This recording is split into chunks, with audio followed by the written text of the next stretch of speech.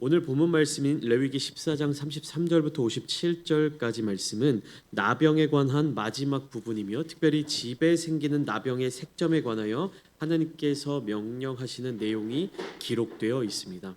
사람의 피부에 생기는 증상, 그리고 의복이나 가죽에 생기는 증상, 그리고 이어서 오늘 본문에서는 집 안에 생기는 증상을 설명하고 있죠. 근데 이 모든 증상이 나병이라는 단어로 번역되고 있는데 우리가 흔히 나병을 뭐 문둥병이라고 과거에는 이제 문둥병이라고 번역을 하고 사람의 피부에 어떤 그런 불치병과 같은 그런 것으로 생각을 했지만 제가 여러 차례 설명을 드렸듯이 나병이라고 번역되어 있는 이 히브리어의 원어의 뜻을 보면 그런 피부나 표면에 생겨나는 어떠한 특이사항, 변질된 어떤 그런 증상에 대한 이야기다라고 설명을 드렸습니다.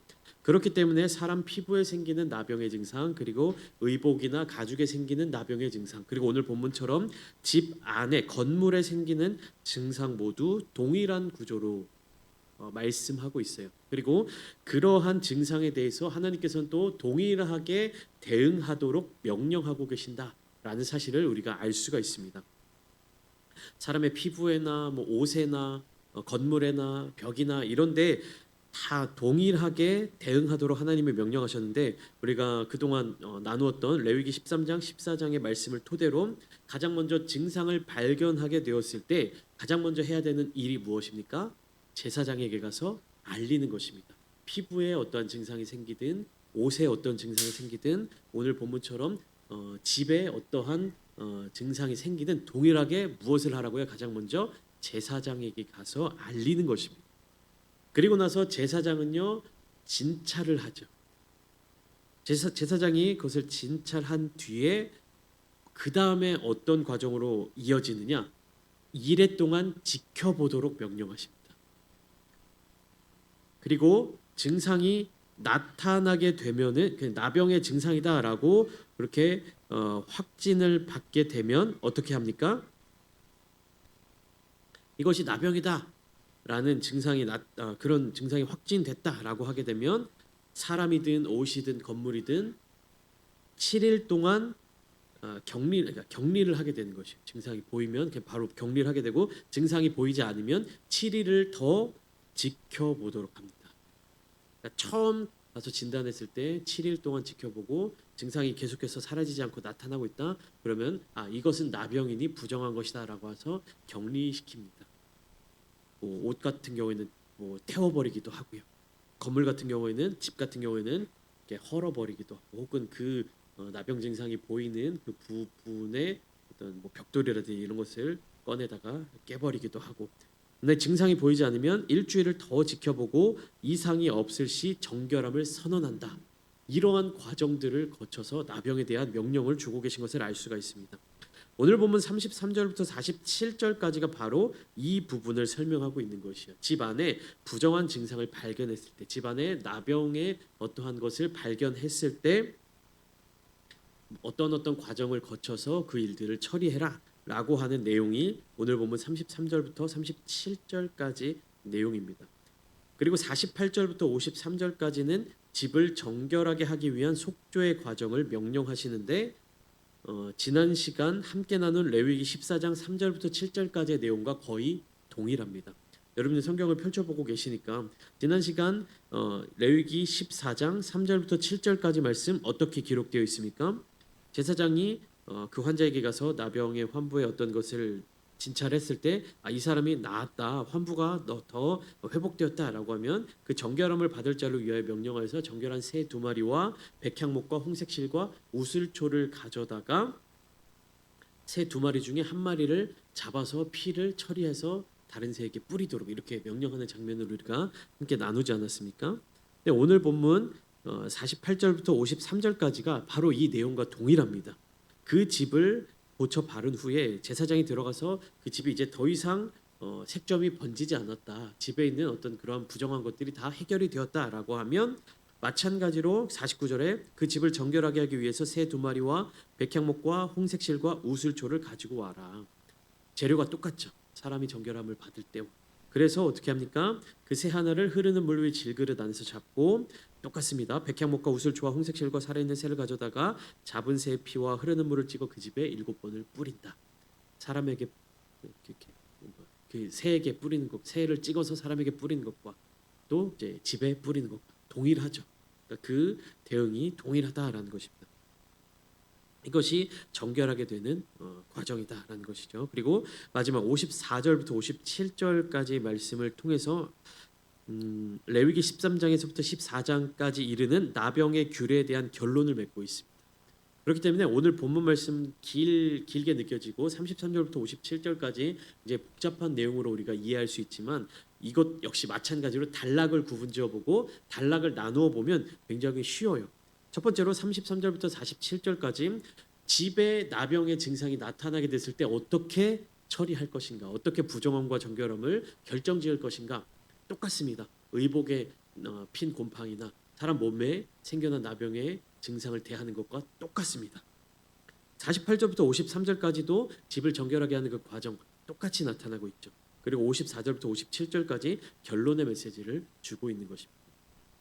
그러니까 하나하나 보면요 어려워 보이고 단어도 굉장히 낯설고 이게 어떤 증상이고 어떤 현상이고 어떤 모습인지 우리가 머릿속으로 잘 상상이 되지 않기 때문에 이해가 되지 않는 것처럼 느껴지지만 단락을 구분지어 보면 결국에 무엇이냐, 우리가 집에서 머물고 있어서 그 집을 바라보든지 우리가 옷을 입고 있어서 그 옷을 바라본다든지 혹은 내가 나의 몸에 어떤 증상이 생겨서 이상이 생겨서 색점이 생겨난다, 종기와 같은 것이 피어났다 라는 것을 볼 때 결국에 우리의 삶의 부분마다 무엇이 정결한지 무엇이 부정한지를 경계하고 우리가 부정하게 되었다면 그것을 정결하게 만들 수 있도록 하나님께 나아가 구하라는 그 말씀을 하고 계신 것이 결국에 정결한 것과 부정한 것, 부정한 것은 제가 뭐라고 말씀드렸습니까? 하나님께 가까이 나아가지 못하는 상태를 의미한다라고 말씀을 드렸죠.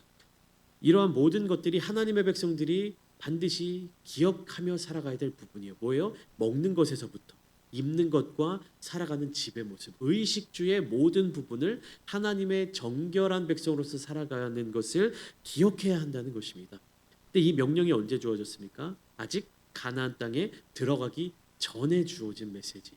하나님의 백성으로서 거듭나고 하나님의 백성으로서 구원받은 이스라엘 자손들에게 하나님께서는요 집이 생긴 이후에 이런 명령을 주시는 것이 아니라 그들에게 풍부한 음식이 생긴 이후에 이런 명령을 주신 것이 아니라 그들에게 쌓아놓고 옷장에 가득 채워놓은 옷들이 있을 때 이런 명령을 주시는 것이 아니라 언제요? 하나님의 백성으로서의 삶을 시작할 때, 그렇게 시작할 때 그런 명령을 주셔야 내가 어떠한 삶의 자리 가운데 부하든지 풍부에 처하든지 가난에 처하든지 내가 무엇을 누리고 있든지 누리지 못하고 있든지 상관없이 하나님의 온전하신 뜻을 기억할 수 있어야 한다라는 것입니다.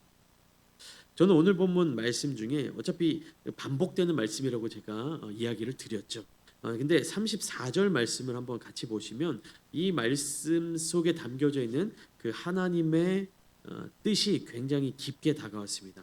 34절 말씀 우리 한번 함께 읽어보겠습니다.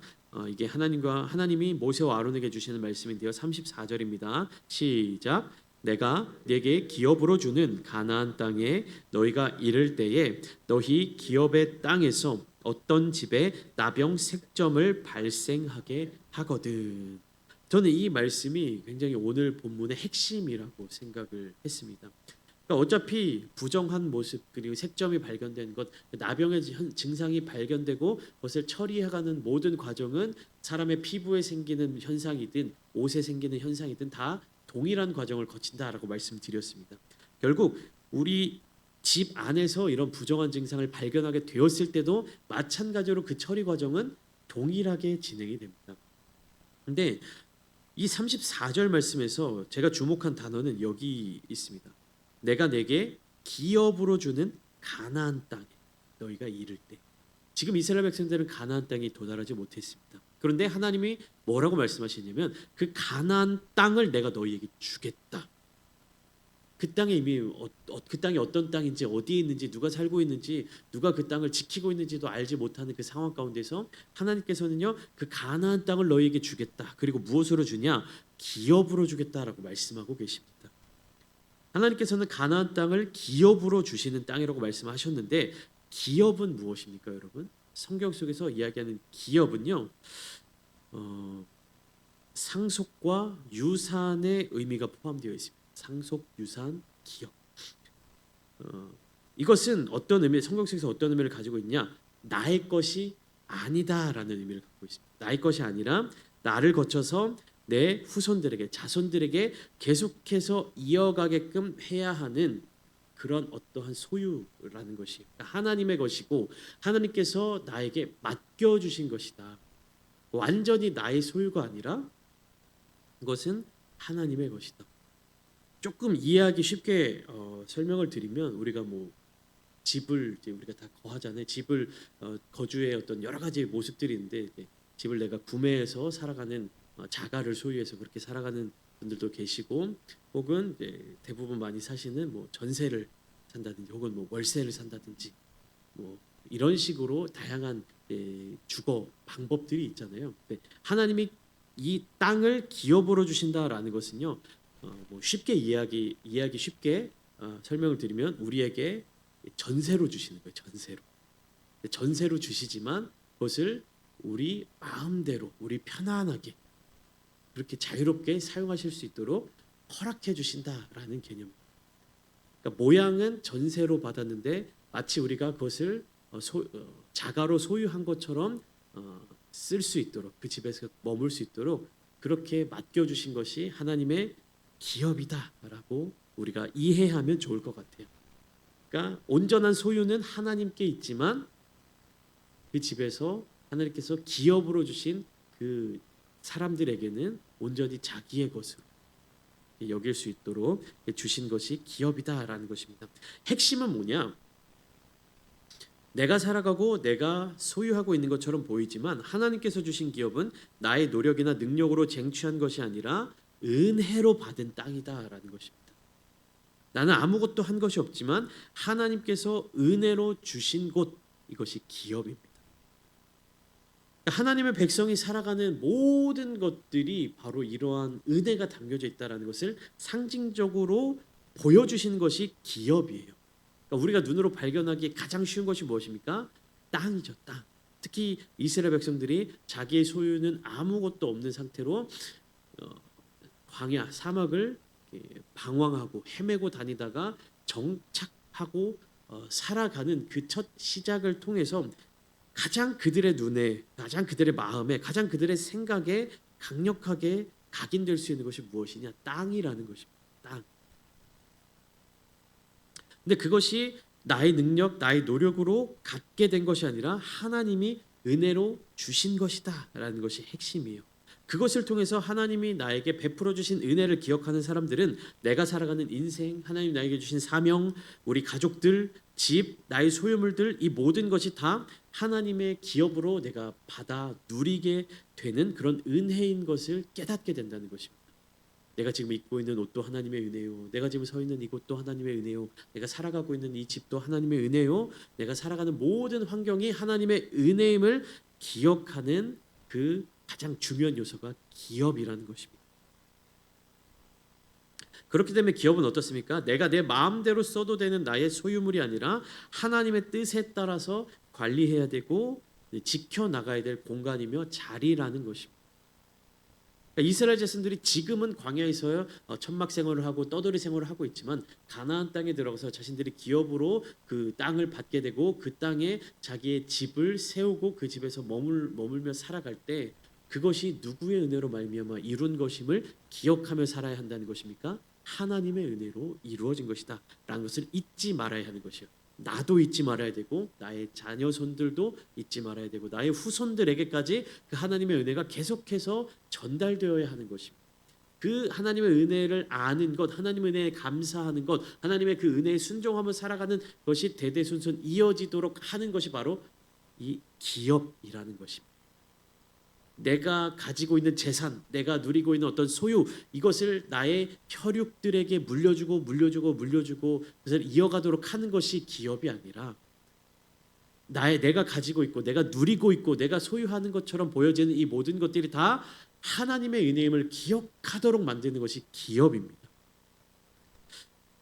우리가 오늘날을 살아가면서 환경 보호 캠페인 구호 중에 이러한 말이 있습니다. 자연 환경은 지금 우리가 살아가는 자연 환경은 우리 미래 후손들에게 빌려 쓰는 것이다. 그러니까 나의 것이 아니다. 이렇게 함부로 대하면 안 되고 이 자연을 환경을 보호하려고 노력해야 된다라는 말이 있죠. 성경 속에서 나타나는 이 기업이라고 하는 것도 마찬가지입니다.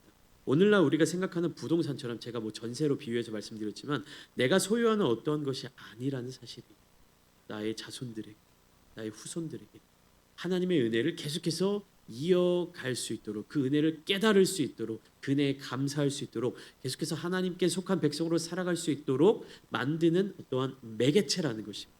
그것이 기업이에요. 나의 것이 아니기 때문에 하나님의 기업은요 어떻게 해야 하느냐? 거룩하게 관리되어야만 하는 것입니다. 그렇기 때문에 하나님이 주신 땅에 나병, 곰팡이 같은 이런 오염의 징후가 생길 때 제대로 관리가 되지 않는 어떤 모습들이 생길 때 어떻게 대응해야 하는지를 오늘 본문을 통해서 알려주고 계시는 것이에요. 너희 몸도 너희의 것이 아니다. 너희 몸도 하나님께서 주신 것이기 때문에 잘 지켜야 한다. 하나님 앞에 온전히 나아가기 위해서 거룩함을 유지하기 위해서 지켜야 한다. 너희가 입고 살아가는 모든 의복들, 너희가 가지고 있는 모든 가죽들, 너희가 가지고 있는 소유물들, 그것이 다 하나님의 것이다. 거룩하게 지켜가야 한다라는 개념의 연장선상으로 하나님의 기업, 하나님이 주신 땅, 하나님이 허락하신 이 집, 이 모든 것들도 다 하나님의 뜻대로 거룩하게 지켜나가야 한다는 것이에요. 그렇기 때문에 집에 이상한 얼룩이 생기면 내가 알지 못하는 어떠한 오염물들이 생기면 제사장을 불러서 조사하고 이렇게 진단할 수 있도록 그렇게 해야 한다는 것입니다. 그리고 그것이 부정하다라고 판단되면 오염된 벽돌을 제거하거나 필요할 때 집 전체를 철거하기까지 해야 한다. 이것은 단순한 위생 지침이 아니라 하나님이 주신 기업을 내가 다른 어떤 오염, 특별히 이제 영적으로 죄와 타협하도록 만들지 않겠다. 죄가 들어온 것을 허락하지 않도록 하겠다. 오염되는 것을 내가 지켜보지 않겠다라고 하는 어떤 그런 결단이 포함되어 있는 것입니다. 그렇기 때문에 우리가 성경을 보면서 기업이라는 단어가 나타날 때마다 이것을 여러분들이 함께 생각하시면 좋을 것 같아요. 기업은 우리가 갖고 있는 소유가 아니라 하나님이 허락하신 것이다. 그리고 이것을 통하여서 하나님이 계속해서 그 이스라엘 백성들이 그 기업을 받은 자들이 하나님께 속한 백성이라는 사실을 기억하면서 살아가도록 만드셨구나라는 것입니다. 하나님께서 주시는 이 기업을 어떻게 대해야 하는지 우리는 열왕기상 21장에 등장하는 어떠한 한 사람을 통해서 구체적으로 배우게 되는데요. 이 부분은 제가 오늘 이번 돌아오는 주일에 아마 함께 좀 나누려고 말씀을 좀 계속 묵상하고 있습니다. 오늘은 간단하게 나눌 텐데요. 이스라엘 사람 나봇이라는 사람이 있습니다. 근데 이 사람이 아합 왕의 궁전에서 가까운 곳에 굉장히 좋은 포도원을 가지고 있었습니다. 이 나봇이 굉장히 하나님을 경외하는 사람이고 성실한 사람이었던 것 같아요. 포도원을 굉장히 아름답게 가꾸고 소중하게 이렇게 잘 관리해 왔습니다. 그러니까 아합이 그 포도원을 보면서 이 포도원이 굉장히 탐이 나는 거예요. 갖고 싶은 겁니다. 그래서 그것을 보고 나봇에게 이 너의 포도원을 나에게 비싼 값으로 팔아라. 내가 너의 그 포도원을 비싼 값을 주고 사겠다. 그리고 내가 거기에서 내가 키우고 싶은 어떤 채소들이나 내가 어떤 키우고 싶은 그런 작물들을 좀 키우고자 한다. 대신에 내가 그 포도원보다 훨씬 더 좋은 포도원을 너에게 주겠다. 혹은 뭐 그것보다 그 이상의 돈을 너에게 값을 쳐서 주겠다. 왕이 그렇게 제안을 합니다. 표면적으로 보면 이것은 공정한 어떤 제안처럼 보이죠. 근데 우리가 한번 나봇의 입장에서 한번 생각을 해보면 어떻습니까? 왕이 와서 네 땅을 나에게 줘라. 네 땅을 내가 받고 다른 더 좋은 땅으로 보상해 줄게 라고 이야기하면 그 백성된 사람의 입장에서는 어떻게 해야 됩니까? 좋든 싫든 왕이 명령하니까 따를 수밖에 없잖아요. 근데 나봇은 어떻게 대답을 하냐면 여호와께서 내게 주신 기업을 왕에게 주기를 여호와께서 내게 금하실 겁니다. 그러니까 내가 싫습니다. 내가 그렇게 할 수 없습니다. 라고 말하지 않고 뭐라고 얘기하냐면 하나님께서 나에게 주신 이 기업인데 이 기업을 왕께 드릴 수 없습니다. 이렇게 이야기하는 것입니다. 그러니까 아합이 어떻습니까? 깨갱하고 아무 소리 못하고 물러납니다. 그만큼 이스라엘 백성들에게 있어서 이 기업이라고 하는 개념은요 절대적인 것이었어요.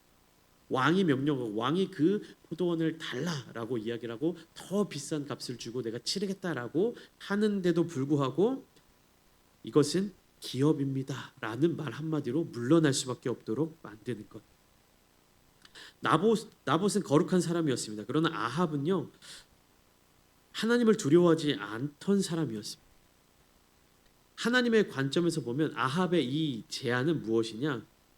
하나님이 허락하신 거룩한 백성으로서의 정체성을 무엇과 바꾸자라는 것이냐? 돈과 바꾸자는 것입니다. 물질과 바꾸자라는 그런 제안입니다. 그렇기 때문에 나봇은 단호하게 거절한 것이에요. 하나님께서 나에게 주신 기업이기 때문에 왕의 명령에 따를 수 없습니다. 나봇은 자신의 땅을 단지 재산이나 소유물로 보지 않고 하나님께서 주신 기업 곧 하나님의 거룩한 유산으로 인식하고 있었습니다. 나봇은요 그의 삶의 자리자리마다 하나님 앞에서 신앙 고백을 하고 있는 것과 마찬가지였으며 하나님이 맡겨주신 이 기업이 나의 소유물 내가 어떻게 처분을 하든 내가 어떻게 이것을 돈을 받고 팔든 상관없이 생각하는 것이 아니라 하나님이 나에게 맡겨주신 것 나는 이 땅의 청지기와 같은 사람입니다 라는 태도를 가지고 살아갔다라는 것이죠. 그러나 끝끝내 아합 왕은 나봇의 그런 이야기를 듣고 포기하지 않고 아주 안 좋은 방법으로 그 땅을 취하게 되는데요. 그 이야기는 이후에 다시 함께 나누도록 하고 여러분 이 기업이라고 하는 것은 가장 핵심적인 것 하나님의 소유다. 하나님의 것이다. 하나님께서 허락하신 것이다. 하나님이 이 기업을 맡겨주신 그 사람들은 누구냐? 하나님의 백성이 된다라는 것입니다. 여러분 오늘날에도 하나님께서 저와 여러분들에게 기업으로 맡겨주신 것들이 너무나도 많이 있습니다. 우리의 자녀들이 대표적이고요. 또 우리가 지금 누리고 있는 많은 것들, 우리가 책임지고 있는 수많은 것들이 하나님이 우리에게 맡겨주신 거룩한 기업인 줄 믿으시기 바랍니다. 그러니까 나에게 있다고 해서 내가 사용하고 있다고 해서 나에게 그 처분할 권한이 있다고 해서 그 소유물이 그 소유주가 온전히 나에게 있다라는 생각을 버리셔야 한다는 것입니다. 내가 가지고 있는 모든 것들, 내가 소유하고 있는 모든 것들, 내가 누리고 있는 모든 것들이 다 하나님이 나에게 맡겨주신 것이다. 그렇기 때문에 하나님의 뜻대로 이루어 나가야 한다라는 믿음을 가지고 살아가야 한다는 것입니다. 레위기 14장에서 오염된 것들, 변질된 것들 이런 것들은 다 하나님의 기준대로 정결함을 받는 과정을 거쳐야만 했습니다. 결국 그것이 정결함을 받지 못하게 돼 정결케 되지 못한다면 계속해서 부정한 것들이 남아있고 계속해서 그 부정한 흔적들이 더욱 넓어지고 진해지고 퍼져나가게 되면 어떻게 해야 되는 것입니까? 이스라엘 하나님의 그 공동체에서 격리되어서 나가야 되는 것이고요. 옷과 가죽과 같은 것들은 어떻습니까? 불태워 버려야 되는 것이고 집은요 허물어 버려야 되는 것입니다. 하나님께서 하나님의 뜻대로 우리에게 맡겨주신 것, 그렇게 허락하신 것, 특별히 오늘 말씀을 통해서 하나님이 우리에게 맡겨주신 기업이 있는데 그 기업을 지키지 못할 때 우리가 어떤 책임을 져야 하는가? 우리에게 맡겨진 모든 것들, 가정과 교회와 공동체와 또 하나님께서 우리에게 유산으로 주신 것들 이런 것들은요 함부로 타협하거나 넘길 수 없는 거룩한 것들입니다. 특별히 오늘은 집이라고 하는 개념, 이 공간적인 개념으로 함께 나눌 때 여러분들이 지금 살고 계신 집, 그 집의 소유주가 온전히 내가 아니라 할지라도 하나님께서 여러분들에게 맡겨주신 공간입니다. 거룩한 우리가 함께 예배드린 이 교회 공동체, 이 공간들 다 하나님께서 우리에게 맡겨주신 곳입니다. 그렇기 때문에 우리가 뭐 성물이라고 하죠. 교회 어떤 물건들, 교회 어떤 구조들, 교회 어떠한 것들 함부로 만지지 말고 함부로 대하지 말고. 이것은 어떤 우상적인 얘기가 아니고 어떤 미신적인 모습이 아니라 하나님의 것이라는 그 우리의 관념, 그 개념을 지키고자 하는 것들입니다. 제가 서 있는 이 강대상도 마찬가지고 여러분들이 앉아 계시는 모든 의자들도 마찬가지고 우리가 함께 찬양할 때 쓰는 뭐 피아노라든지 마이크라든지 아이들이 만질 때는 아이들 잘 모르잖아요. 이것을 어떻게 다뤄야 될지 어떻게 조심조심 다뤄야 될지 단순히 이것들이 비싼 물건이기 때문에 그렇게 해야 되는 것이 아니라 이 물건의 주인이 누구라는 생각? 하나님의 것이라는 생각. 이것이 우리가 기본이 되어야 되는 거예요. 내가 드린 헌금으로 이루어온 것들 이 교회는 다 우리가 드린 헌금으로 이루어지는 것 아니야? 그렇게 생각하는 순간 하나님의 소유를 인정하지 못하게 되는 것입니다.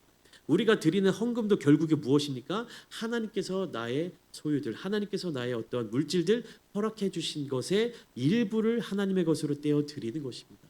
이 행위를 통해서 나에게 주신 모든 것들이 하나님의 은혜임을 제가 고백하는 행위입니다라는 것이 우리가 드리는 예물이자 헌금이죠. 그렇기 때문에 이 교회를 구성하고 있는 모든 것들이 다 하나님의 것임을 우리는 날마다 기억하며 살아가야 하는 것입니다. 그렇기 때문에 더 소중하게 여겨야 되는 것이고, 그렇기 때문에 더 아껴야 되는 것이고, 그렇기 때문에 더 애정을 가지고 이렇게 관리해 나가야 한다는 것입니다. 저는 저 지금도 회개하고 있는 것인데, 과거에 저는 이 교회에 있는 여러 가지 가구들이 있잖아요. 그 가구들을 봤을 때 우리 집에 있는 것보다 낡았고 우리 집에 있는 것보다 이렇게 좀 이렇게 허름해 보이면 너무 그 가슴이 아프더라고요. 마음이 아프더라고요. 그래서 교회에 있는 뭐 청소기라든지 교회에 이렇게 쌓여 있는 어떤 뭐 물건들이라든지 이런 것들이 단순히 어떤 그러한 뭐 좋고 나쁜 뭐 좋은 제품 뭐 후진 제품 뭐 비싼 것 저렴한 거를 떠나서 그러니까 어떻게 관리되었는지 어떻게 이것이 잘 보관되었는지 이런 모든 것들이 담겨져 있고 나타나는 것이 그 물건의 상태잖아요. 저 참 이제 저희 아기가 어리니까 막 잘 몰라서 그러지만 2층에 이제 벽지에 보면 막 낙서하고 이런 것들도 보면 바닥에다 낙서하고 이런 것들 너무 마음이 아픈 거예요. 아기는 모르니까 애들은 이 하나님의 것이고 무엇인 걸 모르지만 어쨌든 그 모습들을 바라보는 우리 입장에서는 어떻습니까? 이 모든 것들이 교회를 이루고 있는 모든 것들이 다 하나님의 것이다. 그러니까 하나님이 주인이시다라는 그 마음이 우리 가운데 있기 때문에 그런 마음들이 그런 생각들이 드는 것이죠. 작은 것 하나 쓰레기 하나 뭐 이렇게 떨어져 있는 것 정리되지 않는 것들을 볼 때 그 마음속에 이건 주워야지 이건 청결하게 해야지 정리를 해야지라고 하는 것이 제가 막 뭐 그런 결벽증이라든지 이런 것이 있어서가 아니라 이곳의 주인은 하나님이시다. 우리에게 이 기업을 맡기신 분이 하나님이시다라는 고백이 우리의 삶의 태도로 나타난다라고 저는 믿습니다. 지금 내가 가진 집과 소유, 가정과 일터 누구의 것입니까? 하나님의 것입니다. 이런 고백이 우리의 삶을 통해서 나타나야만 합니다. 그리고 하나님의 것을 나는 내 마음대로 사용하고 있지는 않은가? 나의 뜻대로 사용하고 있는가? 하나님의 뜻대로 관리하고 있는가? 그리고 그 공간 안에 퍼진 여러 가지 부정한 것들, 하나님께서 기뻐하시지 않는 것들, 나는 그것을 두고 보고 지켜보고 있는가? 아니면 즉각적으로 그 문제들을 해결하려고 발버둥 치고 있는가? 정결함에 대해서 레위기를 통해서 계속해서 나누고 있습니다. 우리의 삶의 의식주를 통하여서 어떠한 태도를 가지고 살아가야 하는지, 어떠한 정결한 모습을 가지고 살아가야 하는지를 오늘 이 시간 말씀을 통해서 더욱 깊이 묵상하시는 저와 여러분들 되시기를 소망합니다. 하나님의 것임을 인정하십시오. 나조차도 하나님의 것입니다. 나의 삶의 모든 것들, 내가 말하는 것, 내가 행동하는 것, 내가 생각하는 모든 것들 하나님을 기쁘시게 해드리는 거룩한 삶을 살아내겠습니다. 나의 만족을 위해서 살아가는 것이 아니라 어떤 누구의 사람의 만족을 위해서 살아가는 것이 아니라 하나님만을 위해서 살아가겠습니다라는 다짐과 기도와 결단이 오늘 이 시간 저와 여러분들의 마음 가운데 가득 넘치시기를 예수님의 이름으로 축원합니다.